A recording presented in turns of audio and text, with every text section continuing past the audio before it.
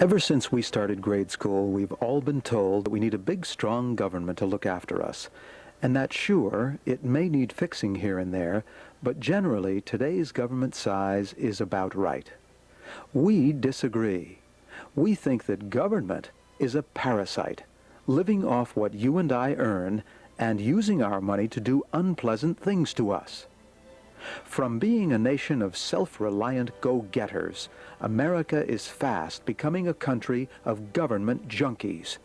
We think an alternative exists, one that puts you back in charge of your own life and destiny.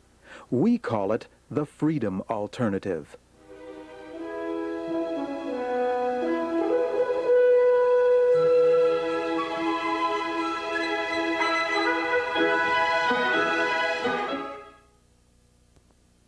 Ladies and gentlemen, my name is Peter Verderosa, and if you recall, 108 episodes ago, I began on this program with Jim Davies, its producer. It's called the Freedom Alternative, and it stands up for individual liberty for all of us in this country and in the world.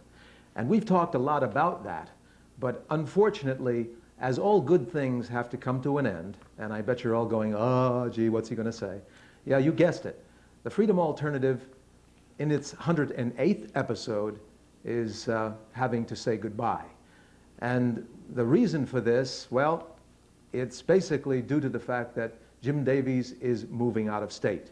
And I've got Jim here with us now, and we're going to talk about this, as a matter of fact. Jim, I'm very, very sorry that the Freedom Alternative won't be on public access any longer in Connecticut. So am I, Peter. It's been absolutely wonderful experience. And you were with us for, I think, 75 of those 180 editions. 76. 76, excuse me. How could I forget? How exactly. could you?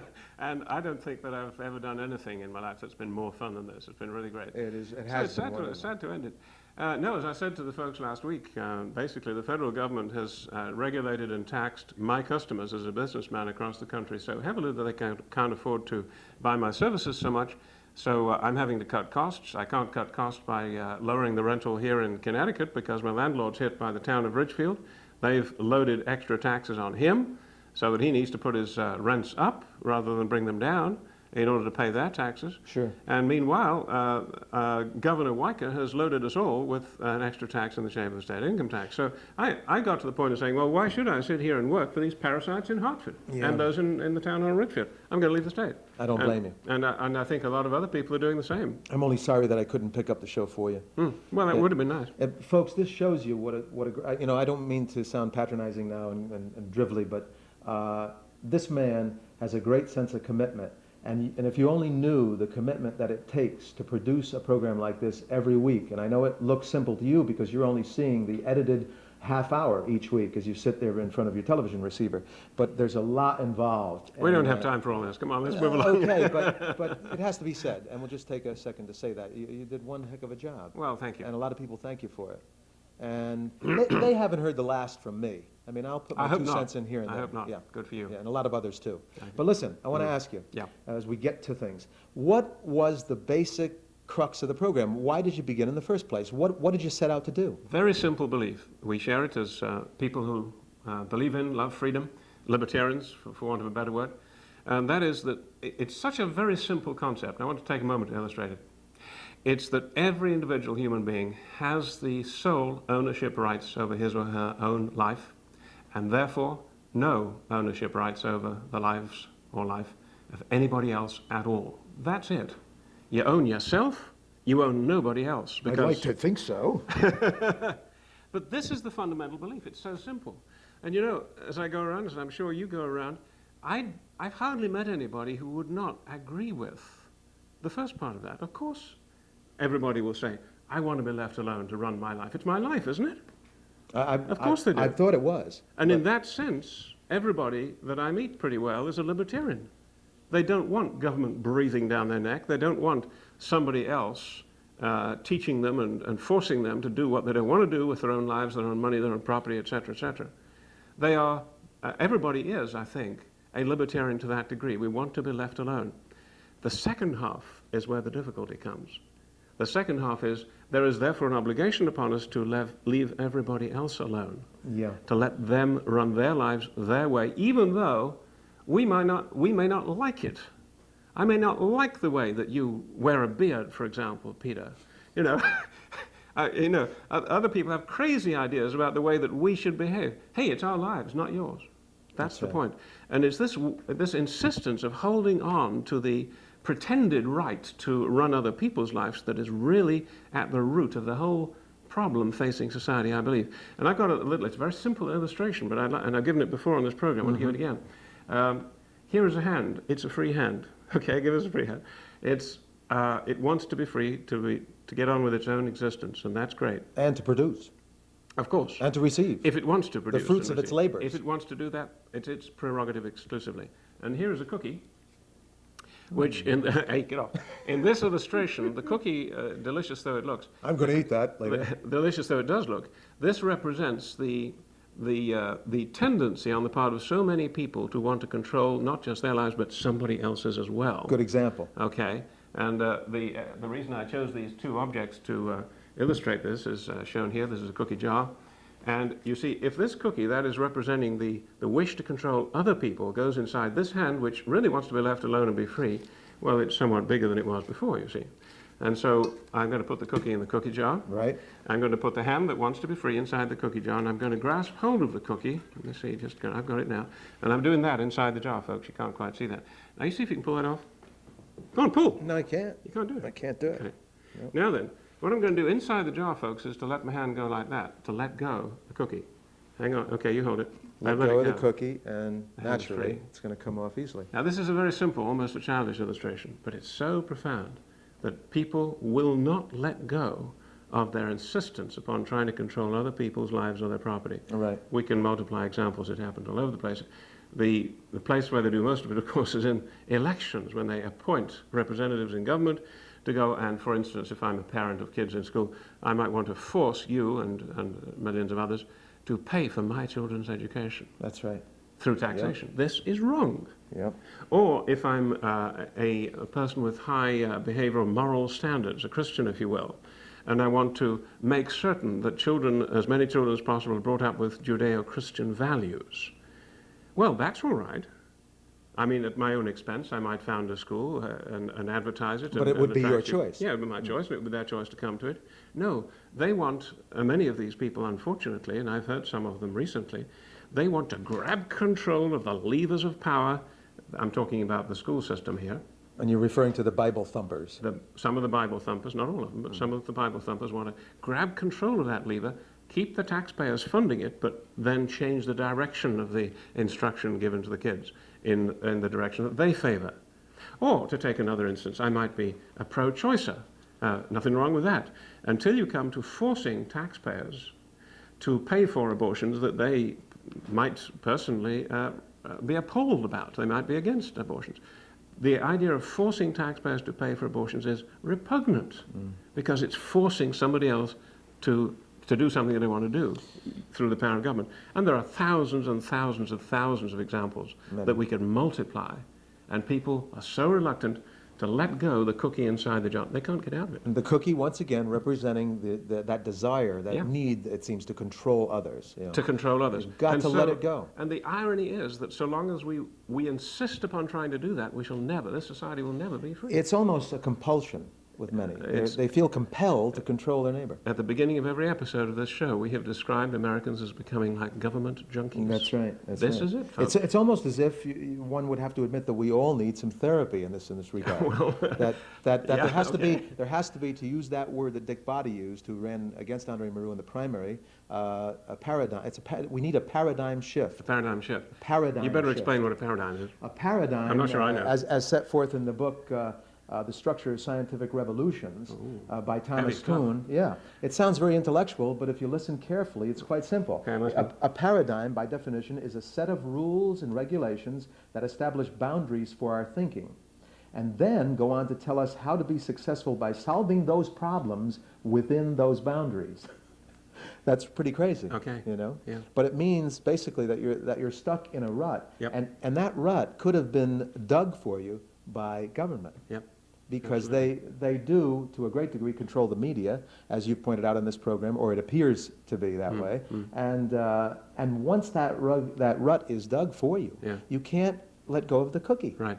It's tragic. I mean, it seems to me to be morally right to let go of the cookie, to stop trying to control other people's lives. It's fundamentally It's a morality right. thing. It's fundamentally right. It's morally right. It's fundamentally right. Before we leave this basic point, we need to say one other thing, Pete, and that is that there is a tremendous personal advantage in engaging in this, what you call a paradigm shift, the letting go of the cookie, and that is a society that is free, that does not have an agency controlling people's lives, will be enormously wealthy, and each individual member of it will be immensely rich. Somebody, to put this in very simple terms, somebody has well calculated that if taxes were abolished, all taxation, which is of course theft, it's one of the ways that this control is exercised, main way perhaps, if it were abolished, every average American would end his working life with a fortune of $5 million. That's the amount of money that he would save, and it makes the assumption he invests it very, very conservatively in a savings account and lets it grow. And that's one expression of how wealthy we would be. All the years of an average lifespan, that money is being thrown down the sewer. It's thrown down the sewer. We end up with a worthless social security system that isn't going to keep you and me. It might keep one or two of our older Low or even no productivity, and fiat money that's attached to nothing of value. Yeah. Yeah. It's a shame. It's a sad shame. But what should people do now? And with your departure, you've got to speak to them on this issue. What should the people do? I mean, they can watch this program, and now they can miss this program, and they'll say, hey, what happened to the English guy? And the other nut there, with, the guy with the beard. The guy with the beard. The guy with the beard. They could say that, but what can they do? Okay, well, I believe there's one, I mean, one could say 100 things, but one seems to me to stand out above all others, and that is to read, to get hold of these ideas, to engage in what you were calling the paradigm shift. You see, every time we turn the tube on, except when it's on the Freedom Alternative, one or two other good programs, you're seeing a whole set of assumptions behind every single program, entertainment or news, that is contrary to the principle of freedom. This is the fact of the matter. And that means the mind has to be re-educated. We all have to go through this. Now, let me move the cookie jar Before you continue with that, I love that saying that Dick Body came up with in an interview, and I have to repeat it once again. I've said it here about twice before, and I'll say it again. You've got to get away, and you use that little example, that symbolism, right? But from that thought that is generally seen throughout the land, that people don't care how much you know until they know how much you care. All right. Okay? You've got to let go of that. Yeah. Because you've got to lead with your mind. And as for example, Lou Klein said in one episode, he said Mother Teresa has got to feed herself before she can go and take care of others. Yeah. There's a certain element of Darwinianism that has to be acknowledged. One has got to immerse oneself first and foremost, I think, in an understanding of liberty.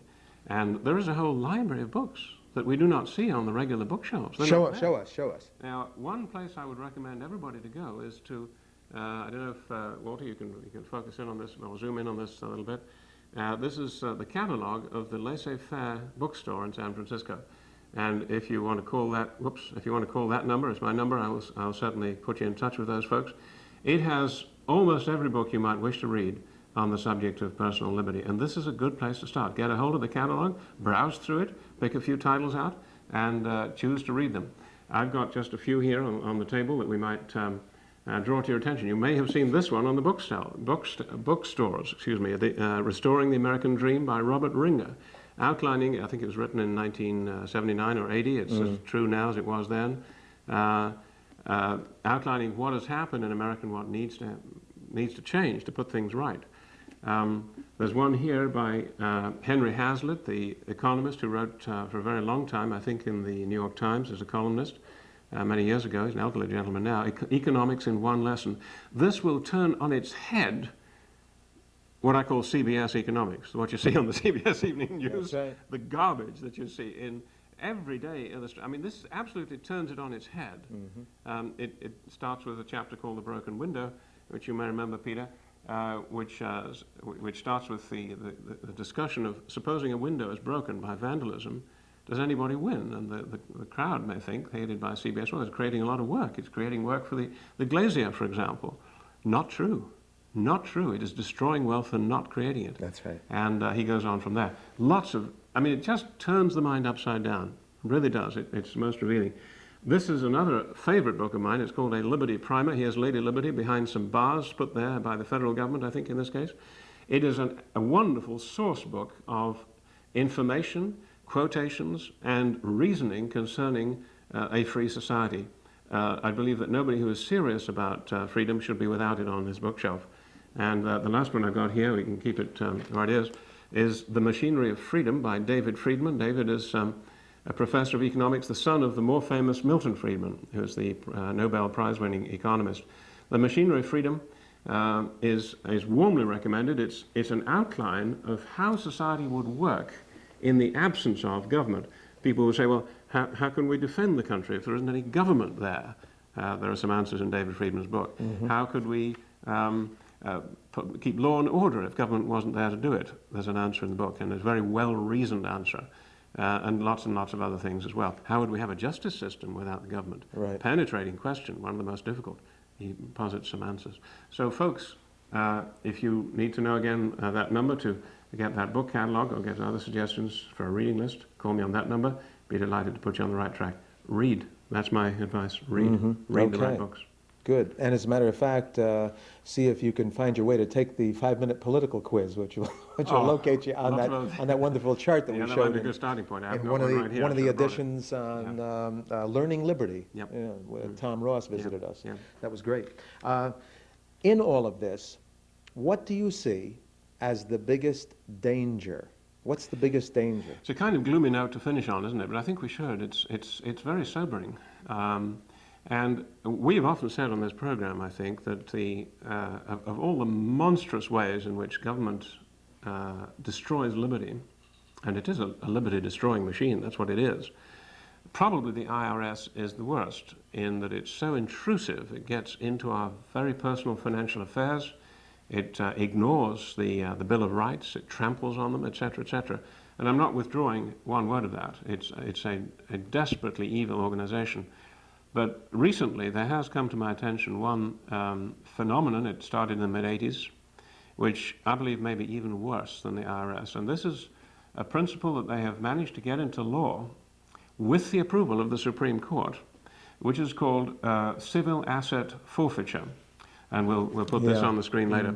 And it's called here, there's a little pamphlet here from the International Society of Individual Liberty, a very worthwhile organization to belong to. It's called the Looting of America. Yeah. And I can read just one example that it gives. I just take this at random. In Iowa, a woman accused of shoplifting a $25 sweater had her $18,000 car, specially equipped for a handicapped daughter, seized as the getaway vehicle. This was reported in USA Today on May 18th of this year, and there are many other examples here. What they're doing, folks, under the guise of fighting drugs, waging the drug war, they are getting away with seizing property from anybody they want to seize it from without a proper, what the Bill of Rights calls due process. And somewhere here I've got a copy of what that due process is. Yep. It says in Amendment 4, the right of the people to be secure in their persons, houses, papers, and effects against unreasonable searches and seizures shall not be violated. No warrants shall issue, but upon probable cause, supported by oath, etc. And if we turn to Amendment... That's trampled down constantly, as it was in that incident that you cited. This civil asset forfeiture procedure, it just walks right over it. It's absolutely appalling. It truly is. Amendment 6 says, in all criminal proceedings, the accused shall enjoy the right to a speedy and public trial by an impartial jury. Amendment number 7, if it should be civil, I'm suing you because you punched me on the nose or something. Yep. Then, likewise, if there's more than $20 at stake, it says here, you would be entitled to a jury also. That's right. These are the due process provisions of the Constitution, folks, which the new procedures of civil asset forfeiture walk right over, and the government can get away with it. Absolutely appalling. Do you happen to have a pocketbook on you with some dollar bills or something like that? Oh, sure. Right handy? I'm one of those guys that has my money loose here, so... Okay, that's good enough. So we can...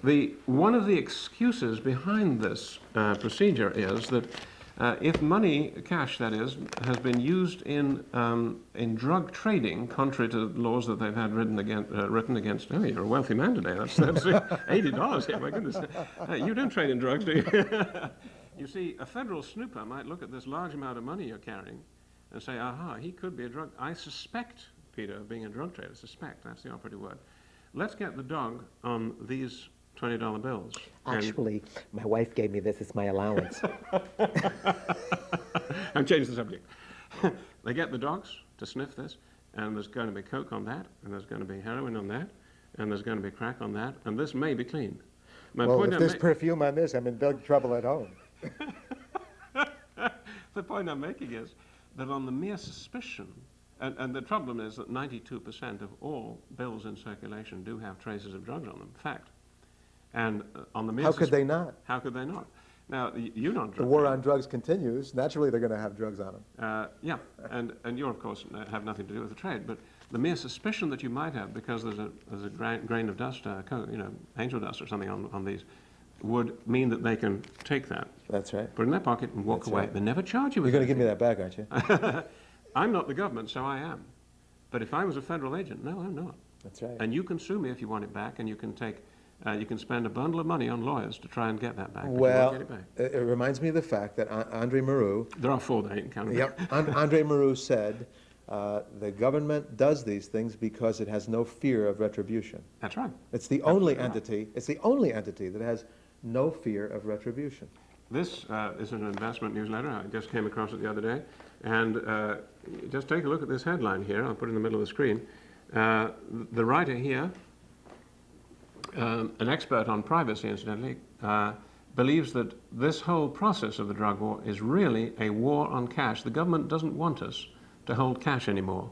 It wants to be able to trace every single transaction that you and I and our viewers engage in, so as to be able to control us and tax us. Well, that opens up a whole other area, because the last book of the Bible says that there's going to become a cashless society, and it also says that you can be bankrupted by the government at will on the basis of your number, and I imagine that could be your social security number. I remember a reference to the number. I don't remember the reference to the cashless society, but I won't argue with you. Oh yeah, well, the New World Order, the cashless society, it all ties in, and as a matter of fact, the cashless society will come at the heels of, so they say in prophecy, an excuse such as, well, this is a perfect way to blow off the drug lords. Well, whether it's so or not, and I'm not going to argue with you, you're an expert on this. Well, whether it's so or not in Revelation, I'm saying this is what America has come to, and this is desperately wrong. This is not what America's for. That's really correct. This is not what this country But was founded for. But if the viewers don't see this and try to do their best to get involved in a paradigm shift, it looks as though this is inevitable. Let go of the cookie. Yeah, let go of the cookie. Sure. Let it go. Sure. There have been... We need to do one other thing. What's that? On the show, 108 editions, we've had a lot of wonderful people as our guests. Oh, fantastic people. We have to mention some of them. Many of who are very, very active in spreading the libertarian ideology. Yep. Tom Ross, for example, goes to schools and tells the young people about this alternative, this freedom alternative, if you will, right? And there are so many others, and I'm sure that you want to mention as many as you can. I think we should. Let's pick a few out. Antiphonally, if you like. Yes. Okay. All right. In our third edition, I remember the courageous Alton Wheeler. Yes. Many people think he's a very kooky guy. The guy's brilliant. He is, he's actually, absolutely brilliant. He's a wizard. And tax activist Billy Michael, who takes a different, softer approach. Oh, yeah, but Alton Wheeler, we must just remind folks, he's so driven by conscience that he will not cooperate with the IRS, and he went to jail as a consequence of that. Yeah. And he is a prisoner of conscience. We haven't time to read them all. It's just these that I've marked here. Think of the fourth edition that we ever did on the subject of Social Security. Lou Garofalo, an expert in insurance, came on our show. That was amazing. And explained how a privately run free market insurance plan, costing the same as Social Security does today, in fact, would yield a benefit in old age 4 times as high. 4 times as high. Yeah. Absolutely astounding. Whom did we see next here? Homeschooling, Jan Loomis. Jan Loomis. And the most profound thing in that edition for me was the fact that there was someone here in the United States in the second half of the 1800s who saw what they were doing in Prussia, Yeah. and he said, here's our opportunity to not only educate but indoctrinate at the same Absolutely. time. That's how and he government schools suggested, started. yes, Yeah. and that's how government schools Yeah. started. Absolutely Till then, it Prussia. was a schoolhouse of the municipality, and it was paid for with church money, charities, Yep. and the people themselves, Yeah. which is the way it should be today. Yeah, it's an indoctrination machine, the whole government school Yep. monopoly is, and she pointed that out very well. That's why you walk down the halls of any school, by the way, and see the altruistic little things done by the children hanging in the hallways. Sure. Well, of Yeah. course, I don't. Every one of them has advertising innuendos in it, downing the free things that are related to freedom. We have 3 minutes. We must mention some Yep. others. Walter Rosenschik actually started us off on this program. He's a great peace activist in Ridgefield, and his opposition and mine to the then coming Iraqi war is what actually started this program going. And it showed us how wars are created only by politicians That's and right. not by people. That's right. Yeah. Yuri Maltsev, I mean, I'm missing a lot of people out here. We Yeah, just yeah. haven't got time. That was Yuri great. Maltsev, That was great. He is such a humorous Russian economist who gave his opinion of what Russia should do to get itself out of the mess created by 70 years of government control. And he's still at it in this very same publication I referred to. He said- He's pointing out that... You're thinking about the roads? Yeah, he said, no. He said, I found secretary taking paper clips from office. I say to her, why you take something like this? She says, because there is nothing else of value in this place to steal. Okay. Wolf Newman, you interviewed Wolf Newman briefly at That's the right. tax He's rally, one of remember? our most, one of our best followers. Not now, he isn't. He has moved. He called up the other day. He sent you his best wishes. He has moved to Kentucky. What do you know? He has got out of the Connecticut tax trap. That's what I'm intending to do. So there you go. Do you remember Randall Johnson? Randall Johnson was that fine British gent Yep. who actually met Adolf Hitler. Yep, absolutely met him. And drew the parallels of fascism and how it's not too hard to believe that could happen at any time, any place. The most striking thing to me when I met Randall Johnson was he's actually shaken hands with Joseph Goebbels, met Hitler in the same room. They looked to him just like ordinary politicians, and he was right. This is not to excuse Hitler. This is to condemn all ordinary politicians. There isn't any fundamental difference between them. Yep. They're all Nazis in one way or degree or another. Well, you know about Andrew Melchinsky. Yes, I do. What a hero. That he is. And I think more and more there are many people who are against him or were against him who are going to swing the other way and realize what certainly a hope so. travesty that was. Him and his friend Juanita Martin we had on very recently, of That's course. right. Very courageous lady, fighting the government in court and trying hard to prevail against immense odds. And Monty Dunn showed you a lot about the Second Amendment. The Second Amendment, guaranteeing our right to own and carry guns. So important. Absolutely, this is the means of resistance. And of course, Resistance to government. To government. Yeah, To that's government. what it's for. not Absolutely. In anybody case they else. get out of line, and they're That's already right. out of line. And of course, we're honored to have Andre Maru, the recent It presidential was candidate. wonderful Nice to chap. be with him. And whom else can we mention briefly? Lou Klein, Lou the great Klein, hero. the zealist. He's got that fire. Steve Mendelsohn, who pulled 4.7% of the vote in New Britain. Amazing Steve's a achievement, wonderful guy. isn't he? And Avery Grayson, of course, who ran for Senate. And One of he's the finest he's- gentlemen you ever want to meet. He's a doctor who wants the AMA monopoly repealed. There aren't many of those about. Nope. And of course, we can't leave out Walter Gengarelli, presently operating the camera. Presently behind operating the camera. Hi, Walt. but he has been my alter ego in your absence. Watch that headroom. Peter, we got to go. We gotta go. Tell the people we got to go. Yeah, we really have to call it a day, folks. And here's looking at you, freedom, and please do take some of the advice that Jim Davies gave you and read about it, learn about it. Jim, good luck. Been a pleasure having you. Goodbye, folks.